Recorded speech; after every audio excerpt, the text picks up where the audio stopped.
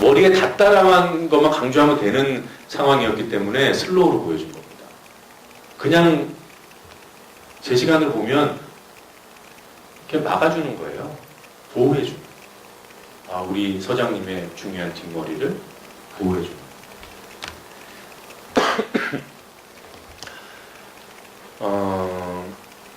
우리는요, 보도하는 주체를 가지고 신뢰 평가를 미리 하고 있어요. 뭐 예를 들면 특정 신문은 저는 이미 아예 안 봅니다. 이런 마음들을 갖고 있죠. 그것이 그나마 우리를 좀 보호하는 장치라고 생각해요. 예를 들면 나는 조중동은 안 봐. 이런 생각. 종편은 안 봐. 이런 생각들이 그나마 우리를 언론으로부터 보호해준다고 생각합니다. 물론 그런 효과가 있을 거예요. 그러나 그것으로 우리는 결코 안전하지 않아요. 왜냐하면 우리는 우리의 의지에 의해서만 보도 매체를 접하는 게 아니잖아요. 식사하러 갔다가 식당에서 그냥 나오는 방송 보게 됩니다. KTX 타고 가다가 이렇게 켜져 있는 거 보게 되죠. 뉴스와이 보고 YTN도 보고 그리고 뭐 지하철 간판대 쫙 이렇게 진열해 놓은 일면 머리 기사들 쓱 훑어봐요. 이건 조선일보 기사니까 기억하지 말자. 그게 되던가. 사람한테는 이미 봐버리고 들어버린 정보를 선택적으로 지워버리는 능력이 없습니다. 그리고 또 한 가지 중요한 거는 어디서 봤지? 그 근거를 까먹어버려요. 지율 스님 아십니까? 지율 스님 아시죠? 모르시면 모르신다고 대답해 주십시오. 천성산 터널, 오녀 터널, 그리고 도룡뇽 소송, 지율 스님의 단식, 이런 이제 키워드로 대표되는 KTX 2단계 공사와 관련된 사회 갈등이 있었습니다. 참여정부 시절에. 천성산이라는 경남 양산에 있는 큰 산을 KTX 2단계, 대구부터 부산까지 그 KTX 선로가 깔려야 되는 거예요. 그렇게 정부에서 구간을 잡았어요.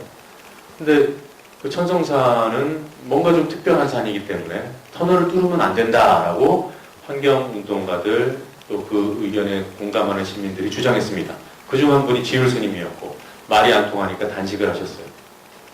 환경영향평가 제대로 안 했다. 제대로 봐라. 여기에 이러이러한 생태종들이 있는데 터널이 뚫리면 환경영향평가가 보지 못한, 일부러 안 본 그런 피해들이 생긴다. 제대로 해서 구간을 우회하든가 대책을 세워라. 이런 이제 요구를 했던 겁니다. 뭐 도롱뇽이 죽네 안 죽네 이거는 단순화되고 상징화된 그런 논점이었던 거고요. 천성산의 환경을 지킬 것인가 말 것인가. 자, 그럼 이 대목에서 천성산에 무엇을 지켜야 되는가? 그냥 막연하게 환경? 아닙니다. 도롱뇽? 일부입니다. 그럼 무엇이었나? 이것을 구체적으로 알기 힘들죠. 우리 그냥 논란과 관련된 기사만 봤으니까. 제가 잠깐 설명을 드리면 천성산은 특이 지형입니다. 고산의 높은 지대에 늪이 있는 특이한 지형이에요. 이른바 고산 습지들이 분포해 있습니다. 그 중에 일부는 국제 습지 보존 협약, 람살 협약 보호 대상이기도 하고. 희한하지 않습니까? 물은 위에서 밑으로 흘러내리는데 물이 빠질 텐데 높은 지대에, 그러니까 지반과 많이 떨어져 있는 높은 지대에 늪이 형성되어 있다. 그래서 특이한 거예요. 밑에 뭔가 이제 산 지형이 특이한 거죠. 물이 안 빠지도록. 그래서 밑에 큰 터널을 뚫어버리면 그 특이한 지형이 뭔가 문제가 생겨서 물이 다 빠지지 않겠냐? 그러면 그 고산 습지를 중심으로 수십 년, 수만 년 형성된 환경이 바뀌는 거죠. 여기서 그 습지를 기반으로 살던 도롱뇽도 죽을 것이다, 뭐 이런 얘기가 나온 거예요. 그러니까 천성산의 고산 습지가 마를 것인가 아닐 것인가가 논쟁의 핵심이었습니다. 자, 여기까지가 전제, 이해를 구하는 설명입니다. 제가 무슨 말씀을 드리려고 하나. 대한민국 사람이 가장 많이 속은 기사가 천성산 기사입니다. 환경 문제의 가치에 대해서 공감을 하든 말든 천성산 터널에 반대했던 환경운동론자들은 결과적으로 실패했다. 아이고, 내가 너무 소리를 질렀나? 미안하다, 아가야. 천성산을 지키려고 하는 그런 환경을 보호하겠다는 가치 공감하지만 천성산만 얘기 나오면 저희들 기가 죽습니다. 아이고, 그때는 우리 너무 심했던 거 아니야? 그때 그 당시 사람들 좀 심했던 거 아니야? 어떻게 이렇게 공사를 오랫동안 중단시킬 수가 있어? 1년 넘게, 2년 넘게. 그로 인한 피해액이 수조 원에 달하기 때문에 우리는 할 말이 없는 겁니다. 지율 스님이 길 가다가 이른바 그 보수 어버이한테 뺨을 맞아도 할 수 없는 거예요. 누가 동정해 주지 않아요. 알려주지도 않아요. 여러분들은 누군가 이 중에 나서서 천성산 보도 피해액 공사 중단 기간 과장되고 왜곡된 것이라고 자신있게 주장할 수 있는 사람이 있습니까? 천성산에 다 죽는다고 했던 도롱뇽이 버글거리고 마른다고 했던 물이 여전히 짱짱한데 결과적으로 지금에 와서 그럼에도 불구하고 환경운동은 가치가 있는 것이라고 지율 스님을 그 당시 천성산 터널에 반대했던 사람을 두둔할 수 있겠습니까? 제가 작년 봄에 뉴스타파 취재진으로 카메라를 들고 천성산에 올라갔습니다. 천성산의 실태를 확인하기 위해서. 그 전까지 KTX 2단계 공사가 다 끝나고 KTX가 부산까지 싱싱 전용선로로 다니기 시작한 지 넉 달 만에, 그러니까 2011년 3월에 중앙일보가 큰 보도 하나를 합니다. 천성산은 도롱뇽 천지다. 천성산은 생태 낙원이다. 라는 보도를 해요. 그 시점부터 거의 분기마다 한 번씩 관련 보도들을 했어요. 그 보도의 끝에는 이런 말이 붙습니다. 이렇게 그 당시에 국책사업 발목을 잡고 사회 갈등을 야기한 사례, 우리 그 반면교사를 삼아야 되는데 그 천성산 그 헛소리를 해서 국력을 낭비했는데 지금 가보니까 말짱하더라. 여기서 교훈을 얻어야 되는데 4대강 반대를 하고 있다. 결론이 그겁니다. 4대강 반대를 하고 있다. 강정사업 해군기지 반대를 하고 있다. 영주댐 반대를 하고 있다. 오늘의 얘기를 하기 위해서 몇 년 전의 얘기를 끄집어내는 거죠. 같은 바탕이라고 보고 그걸 이제 명분 삼아서 공격하는 거예요. 그래서 정말 천성산에는 도롱뇽이 많이 살까? 천성산의 물은 그렇게 안 말랐을까? 한번 확인해 보고 싶어서 가봤습니다. 중앙일보가 그런 보도를 하면서 이런 증거 사진들을 보여줬어요. 물이 흥건하게 보여있는 천성산의 늪, 이게 대성늪입니다. 그리고 이 늪에서 찍은 도롱뇽 알들, 어린아이 손목을 감을 만한 크기의 이 알주머니, 이 예쁜 알주머니를 찍어온 거예요. 보여준 거예요. 심지어는 이 기사가 나온 한 석 달 뒤에는 이 알들이 부화해서 이 물을 이 늪에서 이렇게 유유히 헤엄치고 있는 도롱뇽 성체까지 사진으로 보여줍니다. 이게 내가 왜 이렇게 됐지? 그런데 저는 여기에 가서 바로 이 중앙일보가 대성늪이라고 친절하게 알려준 이곳에 가서 도롱뇽을 찾고 싶었어요. 같은 시기에 이곳을 찾았습니다. 똑같은 곳을 찾았어요. 정말 이게 있어요. 알주머니들이 있어요. 그런데 알주머니만 찾은 것이 아니라 놀라운 사실 한 가지를 발견합니다. 알주머니가 발견된 이 늪이라고 했던 곳은 늪이 아니었어요. 대성늪이라고 했는데 대성늪이 아니었어요. 이곳은 산길 바로 옆에 있는 인공 웅덩이입니다. 산길을 낼 때 인부들이 포크레인으로 파놓은 시멘트 갤 때 물이 필요하니까 파놓은 인공 물 웅덩이였어요. 천성산의 늪은 이렇게 안 생겼습니다. 어떻게 그냥 보고 아냐고요? 천성산의 늪은 말이 늪이지 우리 머릿속에 있는 그런 늪이 아니에요. 그냥 진흙땅이에요. 이탄층이라고 불리는 질척질척한 진흙땅, 새카만 손에 쥐고 짜면은 국물이 뚝뚝 떨어지는, 국물이 아니죠. 물이 뚝뚝 떨어지는 밟으면 질척거리는 그런 땅입니다. 애초에 이게 아니었던 거예요. 물론 알고 갔죠. 근데 이걸 우리가 모르는데 우리가 이탄측을 어떻게 합니까?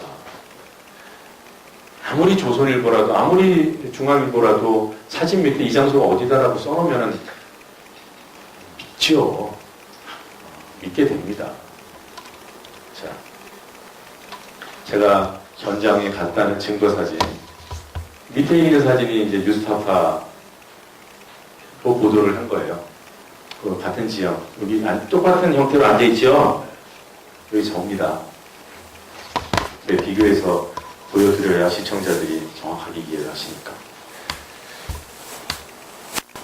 중앙일보는 이런 성체도 보여줬고, 그러니까 이런 사진이 아예 불가능한 걸 아시겠죠? 도롱뇽이 이 고산 습지에서 산다는 건 거기 펄쩍펄쩍 뛰어다닌다는 얘기예요. 헤엄친다는 게 아니고. 그럼 얘네들은 어디서 찍은 거냐? 논쟁하고 무관한 계곡에서 찍어온 겁니다. 계곡물이에요. 밑에 아이가 보이고. 그러니 뭘 믿겠습니까? 제가 가서 도롱뇽 알과 함께 도롱뇽의 사체도 발견했어요. 그럼 중앙일보식으로 하면 도롱뇽이 있다 없다라고 이렇게 초등학교식의 접근 방식으로 보더라도 가서 있으면은 늘은 겁니까? 줄은 겁니까?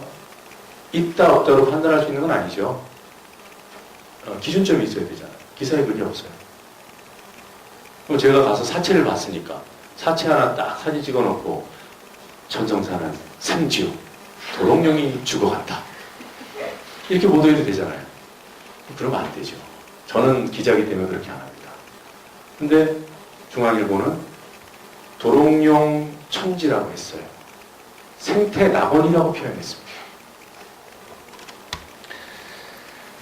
이런 증거를 드리려지만 조작된 증거. 이거 우리 가릴 수 있겠어요? 차라리 이런 거는 가릴 수 있습니다. 100개의 아우라가 켜져 있다.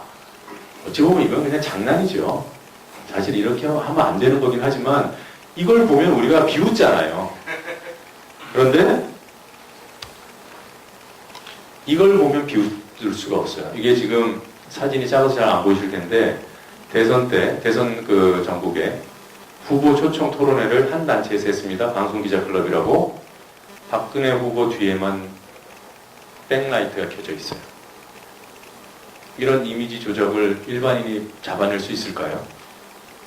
이런 게 무서운 거예요. 물론 실력이 좀 딸려서 제대로 못했더라고요. 저 같은 쟁이들을 시켰어야 되는데 안 웃어주시네.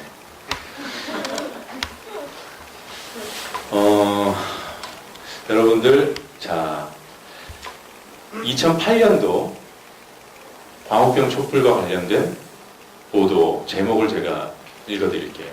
어떤 언론사가 보도한 내용인지.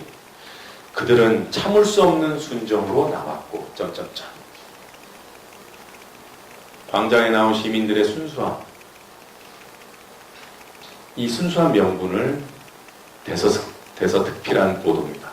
그들은 참을 수 없는 순정으로 나갔다. 어떤 신문이 보도했을까요? 이렇게 넘겨짚으시면 감사가 재미가 없어집니다. 네, 조선일보 보도자입니다. 그들은 참을 수 없는 순정으로 나옵니다. 자, 사설 대통령이 막 변명하니까 정부가 나서서 변명하고 광우병 음모론을 공격하고 막 이러니까 조선일보가 준엄하게 꾸짖습니다. 지금은 말하지 말고 들어라. 대통령이 들어야 할 때다. 친절하게 국민들한테 불신을 해소해줘라. 이런 사설을 씁니다.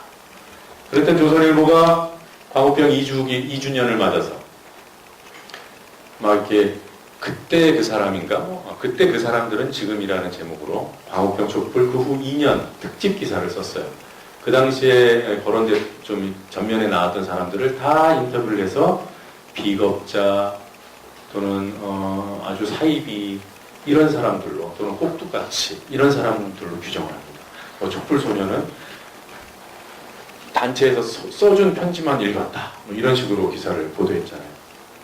근데 써준 대로 그 한치아라는 친구가, 그 친구가 조선일보 기자한테 한 얘기는 편지를 읽은 적은 있지만 내가 보고 공감해서 그 행사 취지에 맞게 읽은 거다. 그리고 그 이전에 내가 계속 자발적으로 나가서 발언을 했었다. 근데 조선일보가 쓴 거는 단체가 써준 편지 읽어. 이렇게만 딱 나와요. 그래서 따졌죠. 그때 조선일보 기자가 무대에 올라와서 독자적으로 발언한 것에 대해서 안 했다고는 안 했다. 그리고 편지 읽은 거 사실이잖아. 이렇게 피해갑니다.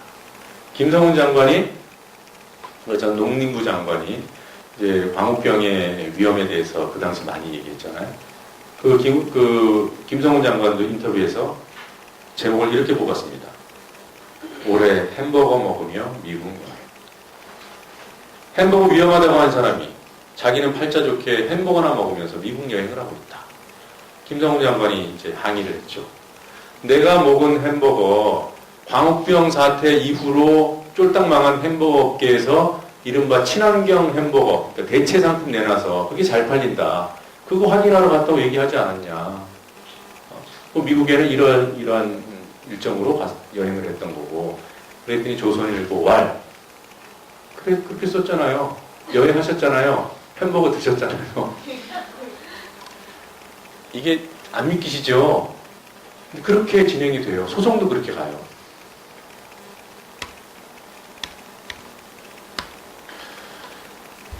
사대강 아까 말씀드리지 않았습니까? 4대강 조선일보, 동아일보 사례를 말씀드렸습니다만 한 가지만 더 말씀드리면 말바꾸기 전형적인 사례인데 MBC가 최승호 PD의 수심 6m의 비밀이라는 PD 수첩 프로그램을 막았던 장본인입니다. 정부가 먼저 그때가 2010년 최승호 PD가 재직 중에 PD 수첩 그 4대강 편을 만들었을 때 정부가 거짓이 들어있다면서 가처분 신청을 해요. 근데 법원이 그걸 받아들이지 않았어요. 그래서 방송하라 그랬어요. 방송하려고 했는데 MBC 김재철이 막았습니다. 그래서 이것 빼고 저것 빼고 일주일 뒤에 방송이 됐어요. 근데 그때 최승호 PD가 그 PD 수첩이 보도하려고 했던 내용, MBC가 막았던 내용을 올해의 MBC 뉴스데스크가 보도합니다. 사실상 운하였다. 대운하를 염두에 두고 벌였던 사업이었다라는 감사원의 조사 결과를 뉴스데스크가 보도한 2년 전에, 3년 전에 자신들이 틀어막았던 걸 뻔뻔스럽게 아무렇지도 않게 보도한 이게 이제 언론의 표변입니다. 그때 정치 상황이 맞게. 아까 천성산 사례 말씀드렸습니다만 마녀사냥의 아주 대표적인 사례이기도 해요. 천성산은 우리한테 어떤 데이터를 주고 사진, 정보, 수치 이런 걸 제시해서 우리 눈을 현혹하지만 그런 것의 목적이 결국 어떤 특정한 세력을 향하거나 사람을 향합니다. 그래서 아예 난도질을 해버려요. 지율 스님이 그 피해 당사자입니다. 그동안 수십 차례 보도를 통해서 지율 스님이 공격을 당했어요. 근데 문제는 수십 차례 지율 스님이 소송을 해서 모두 이겼습니다. 제가 말한 모두에서 일부 빠지기도 하지만 사실상 모두 다 이겼어요. 아주 기술적인 면으로 진 것 빼고는 왜곡 보도를 확인하는 소송은 전부 다 이겼습니다. 조중동 같은 거대 언론을 상대로 지율 스님이라는 우리 사회가 외면한 개인이 10원 소송, 1원 소송 붙어가지고 이겼어요. 그런데 그 마녀사냥 반복적으로 정정보도를 하고 또 마녀사냥하고 그럼 또 소송해요? 그럼 정정보도를 또 해요. 그러고 나서 또 보도를 합니다. 2009년부터 2013년까지 현재 진행형이에요. 지금도. 좀 가까운 사례를 말씀드리면 2012년 대선 정국에 사냥 대상 마녀가 하나 더 들었습니다. 문재인. 조선일보가 문재인 후보가 참여정부 청와대 그 사회참여수석인가요? 거기에 재직할 때 단식 중이던 지율 스님을 찾아가서 손 꼭 붙잡고 설득하던 당시 사진을 실었습니다. 기사 제목은 천성산 도롱뇽 탓에 늦춘 이 터널 공사 6조 원이 넘는 손해를 입었다. 이 기사의 핵심은 그 당시 전국 정책 담당자가 또는 그 정부의 핵심 당국자가 이 사회 갈등, 현안에 단호하게 대처하지 못하고 질질 끌려다니고 우유부단하게 해서 결국 국민들 세금에서 6조 원이나 되는 엄청난 손해를 야기시켰다. 이 얘기를 하는 거죠. 그러니까 대통령 자격 없다. 이런 식으로. 그러면 과연 천성산 터널 공사는 정말 얼마나 중단이 됐었나? 그로 인한 피해는 얼마나 되나? 자, 요거를 말씀드릴게요. 조선일보, 동아일보 등등 보수 매체가 반복적으로 하고 있는 이 왜곡 보도에서는 중단 기간이 1년부터 2년 8개월까지 다양한 버전이 존재합니다. 피해액도 1조에서 6조까지 다양한 버전이 존재합니다. 언론사별로 틀린 게 아니라요. 그 언론사 내부에서 다 버전이 달라요. 6조가 최대치인데 조선일보가 작년 9월에 그 6조를 써먹었어요. 근데 이 6조라는 손해 2년 8개월 중단 이 데이터는 이미 수차례 소송에서 진 데이터입니다. 2조라고 했다가 져서 정정보도하고 3조라고 했다가 정정보도했다가 그러면 낮아지거나 제대로 된 보도를 해야 되는데 6조로 뻥튀기를 해요. 그랬더니 똑같은 과정을 겪었던 동아일보가 그 전까지는 동아일보가 그 전까지만 해도 2조 5천억이 동아일보 버전에서 최대였는데 조선일보가 6조라고 하니까 동아일보도 6조라고 합니다. 자, 정정보도 2009년부터 나온 조선일보, 동아일보 등의 정절보도 내용을 제가 읽어드릴게요.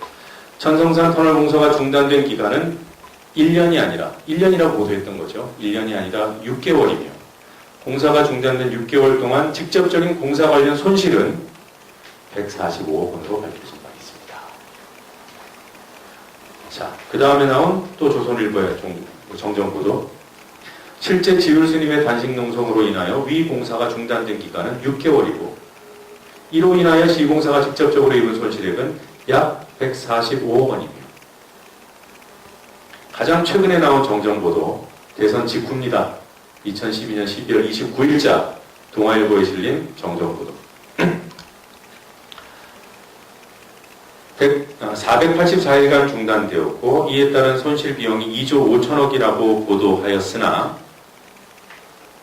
보도하였고 그리고 2012년 9월에는 2년 반 정도 공사가 중단되면서 6조 원 이상의 사회경제적 손실을 입은 것으로 추산됐다고 보도하였으나 공사는 6개월간 중단됐고 시공업체가 밝힌 손실 비용은 145억 원에 불과한 것으로 확인되었기에 바로 잡습니다.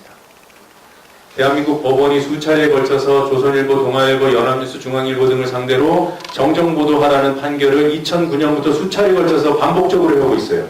그 얘기는 반복적으로 왜곡 보도를 하고 있다는 거죠. 이건 좀 놀랍지 않습니까?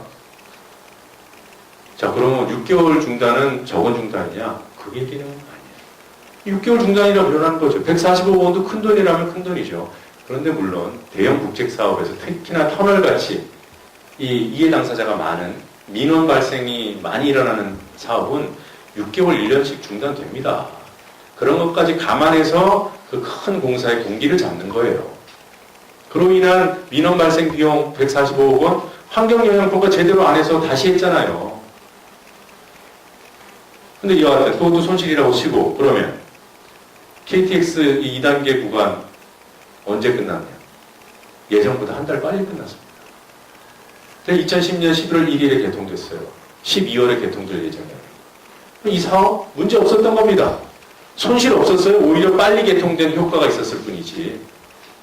그걸 지유를 죽이고 환경운동가들을 죽이고 야당 대통령 후보를 죽이는데 활용해 먹는 거예요. 이미 내가 정정한 바 있지만 나의 잘못을 알고 있지만 지금 필요하니까 또 소설을 쓰는 겁니다. 사냥해야 될 마녀가 있기 때문에. 그러니 찌라시 소리 들어도 얘네들이 할 말이 없어요. 제가 강연 다니면서 이거는 쓰레기다, 이거는. 이런 기사는 쓰레기다. 이게 수십 차례 얘기해도 그들은 저한테 한마디 얘기 못합니다. 시간이 다 돼서 사례 하나만 더 말씀드리고, 이것도 많이 아실 기사인데 중앙일보 얘기를 하나는 더 해야 될 것 같아서 2009년도 12월에 철도노조가 파업을 하고 있었는데 그때 중앙일보가 파업과 관련된 보도를 합니다. 그것도 특종이에요. 사람의 심금을 울리는. 파업 때문에 수도권 전철이 운행에 차질을 빚었어요. 근데 그날 공교롭게 부천 소사에 사는 이모분이 서울대학교 면접을 보러, 그러니까 붙은 거죠. 필기는 붙었고 이제 면접만 보면 돼요.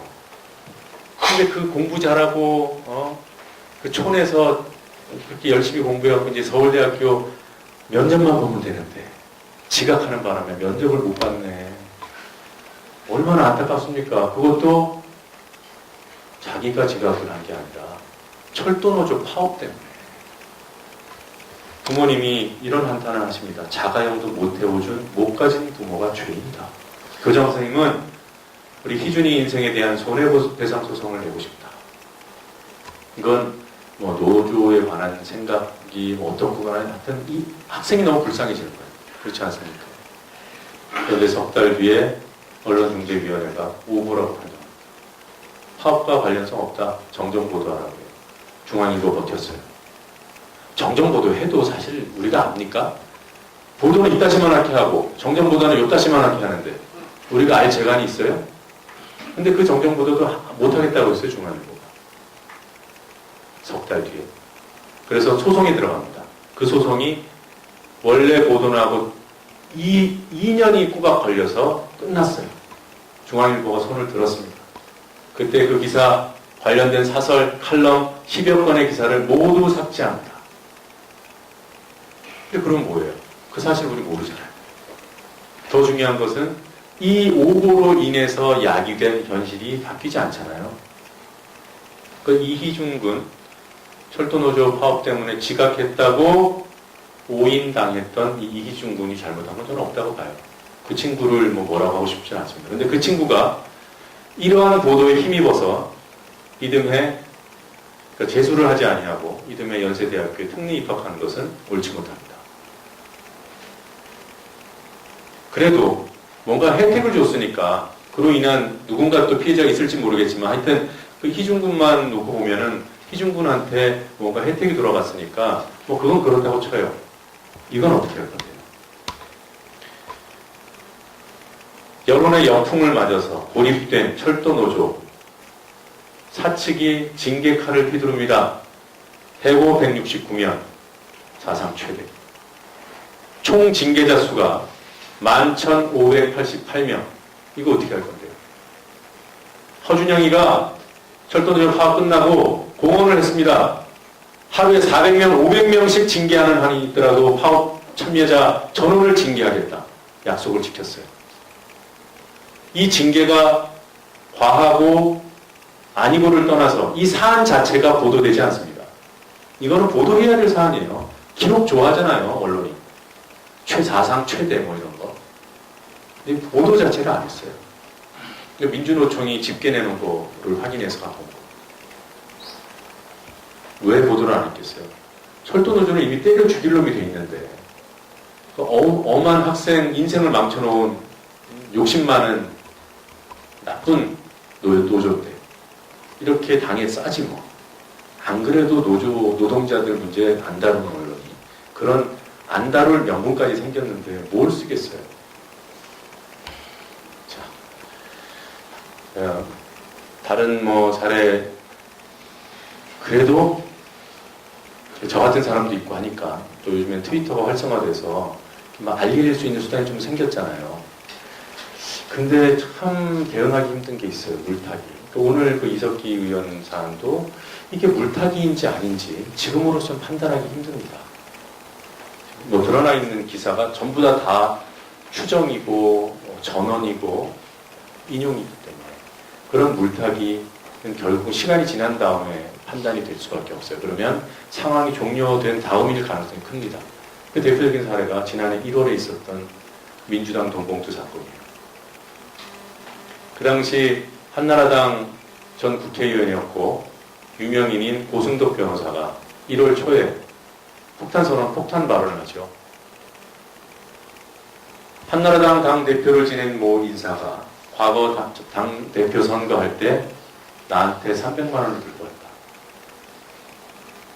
그게 누구로 특정이 됐습니까? 박희태 씨로. 그 당시 국회의장이었던 현직 3부 요인 중에 한 명인 국회의장 박희태가 지목이 됐어요. 검찰이 수사 들어갔습니다. 측근부터 치고 들어가서 결국 국회의장실까지 압수수색을 하는 헌정사상 초유의 일이 벌어집니다. 그렇게 사건이 막 고조될 때 헌정사상 처음으로 국회의장실에 대한 압수수색이 실시되던 바로 그날 KBS가 9시 뉴스에서 그 뉴스보다 앞서서 특종을 하나 터뜨립니다. 그게 바로 민주당 돈봉투 사건이에요. 한나라당이 그 당시 어땠어요? 디도스 사건에 이어서 그것까지 터지는 바람에 총선 끝났다고 판단했잖아요. 그때 구세주 KBS가 나타난 거죠. 민주당도 돈봉투를 뿌렸어요. 이제 아주 좋은 프레임이 생깁니다. 이놈이나 저놈이나 여나 야나 한나라나 민주나 그놈이 그놈, 그쵸? 이제 물이 흐려지는 거예요. 그런데 민주당 사건은 어떻게 결론이 났냐? KBS가 연달아서 막 보도를 하고 검찰이 바로 받아서 수사에 착수하더니 압수수색을 해요. 그리고 돈봉투 의심단서를 찾았다는 보도까지 나옵니다. 그리고 나서 한참 지난 다음에 그건 돈봉투가 아니라 출판 기념회 초대장이었습니다 하고 수사 종결해요. 그 보도는 미약하게 나가고 그 보도 이후에도 돈 주는 사람이 김경엽이 하나야? 딴 사람도 있을 수 있잖아. 민주당 돈봉투 의혹 사건은 계속하는 거예요. 언론에 의해서. 총선 관련 토론자들도 다. 그런 표현은 이런 것과 같아요. 우리 안에도 잠재적인 범죄자가 있을 수 있다. 그거와 똑같습니다. 근데 그런 거에 그냥 아무렇지도 않게 언론을 타는 거예요. 박희태는 자백했어요. 형 살았잖아요. 판결을 받았잖아요. 특사가 되긴 했지만. 근데 민주당 사건은 그 지목됐던 사건이 아무것도 아닌 것으로 밝혀졌잖아요. 그래서 검찰이 밝혔잖아요. 근데도 계속 언론은 정치권 돈봉투 사건으로 표현합니다. 여야 돈봉투 사건, 의혹 사건으로 표현합니다. 그러니까 이 물타기 그나마 그렇게 밝혀줘도 현실에 영향을 못 미치는데 밝혀지는 데까지 시간이 오래 걸리죠. 그게 제일 무서운 게 저는 물타기라고 봐요. 자, 이런 언론 현실에 대응하기 위해서 우리가 할 수 있는 것들 별로 많지 않습니다. 그게 참 슬픈 현실이라고 저는 생각해요. 뭘 하겠어요? 아까 말씀드린 대로 조중동, KBS, MBC 안 보면 되지 않나? 아니잖아요. 제가 여러분들께 당부드리고 싶은 것 딱 하나밖에 없습니다. SNS를 적극적으로 활용해 주세요. SNS 안에 들어있는 여러 가지 역기능들 있습니다. 그거 보면 다 보이고요. 그리고 많은 사람들이 SNS의 폐해 때문에 피로감을 느끼는 것도 알고 있습니다. 그럼에도 불구하고 제가 SNS의 가치를 강조하고 싶은 부분은 바로 뉴스 전달 매체로서의 기능이에요. SNS는 우리 대중이, 우리 시민사회에서 단 한 번도 가져보지 못했던 집단적인 유통 매개체입니다. 일방적인 플랫폼은 신문 유통망, 방송 전파, 채널 이런 것을 통해서 일방적으로 수용하던 포털도 마찬가지잖아요. 정거장이 플랫폼이 바뀌었을 뿐이지 우리가 포털에 뜨는 것을 그냥 보게 되잖아요. 편집되어 있는 것들. 그렇게 보도가 되면 직접적으로 플랫폼의 힘에 따라서 매체력에 따라서 여론이 형성되던 그 시절에서 요 사이에 뭐가 낀 거예요. 요거를 내가 전달해 줄게. 이렇게 나선 사람들이 생긴 거예요. 전에는 그렇게 해주고 싶어도 내 블로그로 오십시오. 몇 명이 나오겠습니까? 근데 지금은 촘촘하게 많이 형성되어 있어요. 그래서 KBS를 통하지 않고 KBS를 보게 되고, 인터넷을 통하지 않고 인터넷 무슨 특정 포털을 통하지 않고도 뉴스를 찾아볼 수 있게 돼요. 그 안에서 돌아가는 뉴스의 가치가 조선일보든 미디어오늘이든 아니면 저 이름 없는 작은 매체든 상관이 없습니다. 똑같은 등가로 여러분들의 평가를 받는 구조가 됩니다. 링크 걸어서 막 날리고 앞에다가 설명 붙이고 작은 논평도 붙이고 그렇게 해서 돌리잖아요. 내가 신뢰할 만한 사람들을 어느 정도 관찰해서 또는 주변에 추천을 받아서 나만의 뉴스 보는 그런 리스트를 만들면 그분들의 타임라인을 보고 페이스북 콘텐츠들을 내가 받아볼 수 있으면 나는 훌륭한 뉴스 조력자 하나를 갖는 거죠. 나만의 뉴스 유통망을 갖는 거죠. 나한테 배달해주는 사람들을 골라서 네트워크 하십시오. 논쟁에 시간을 허비하지 마십시오. 그리고 반말 쓰고 욕설하는 사람들은 뒤도 돌아보지 말고 블록하십시오.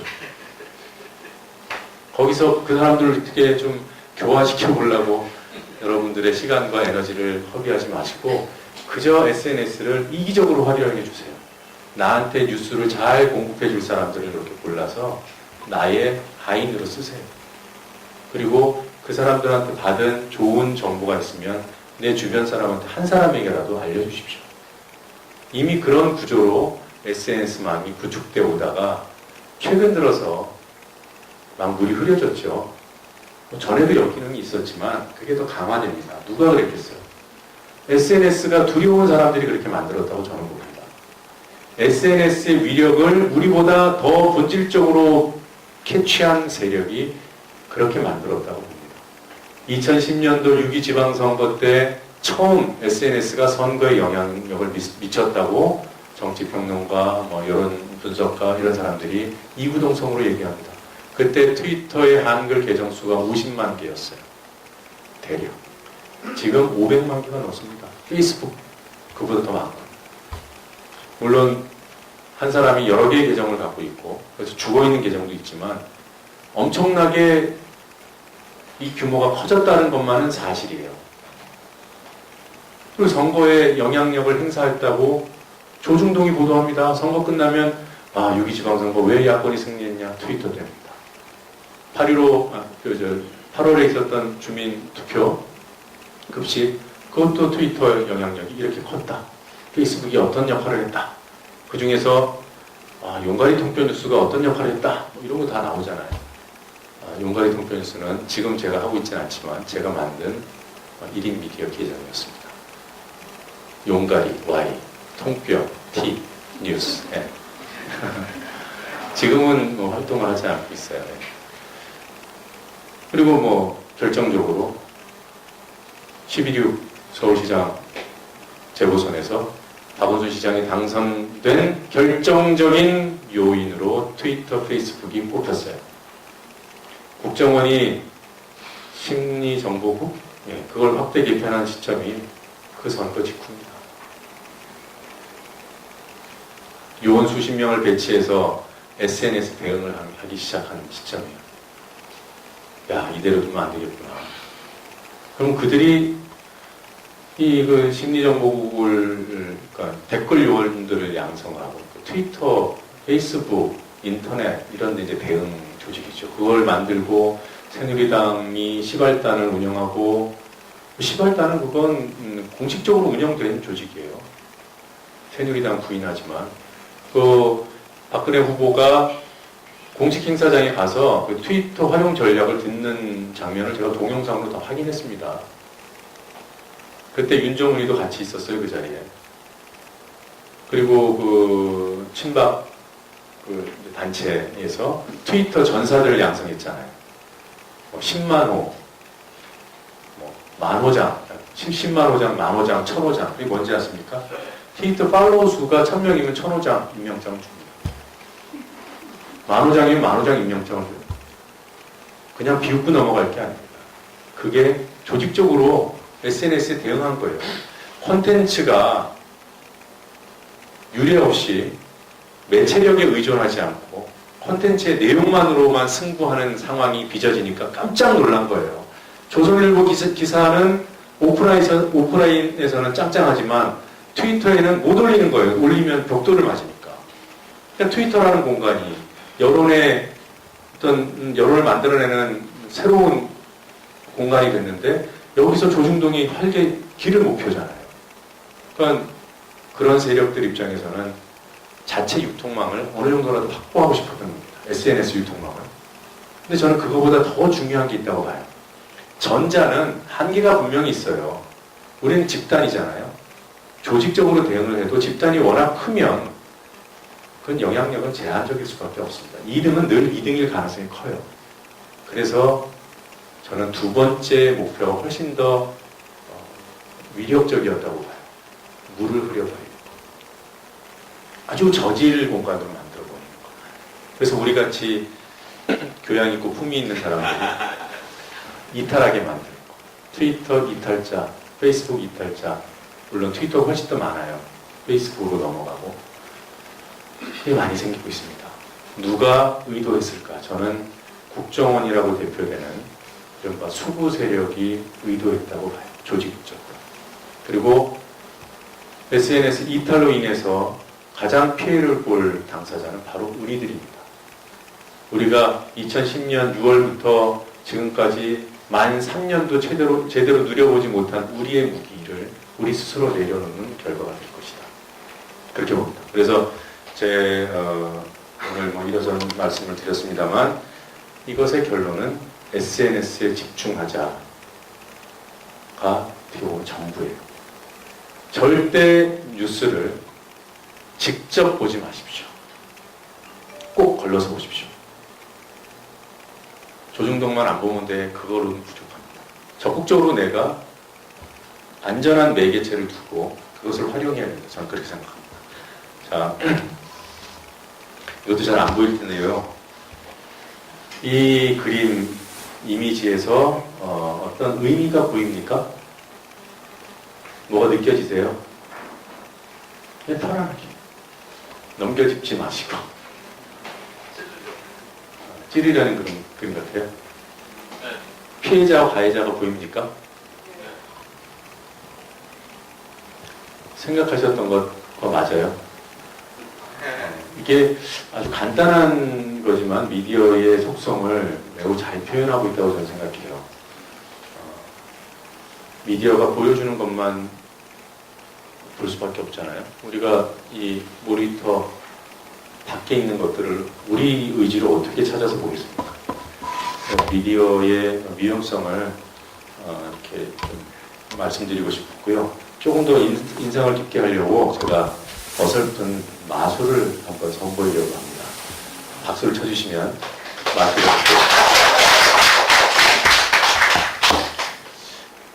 이게 제가 여러분께 보여드리는 앞면입니다.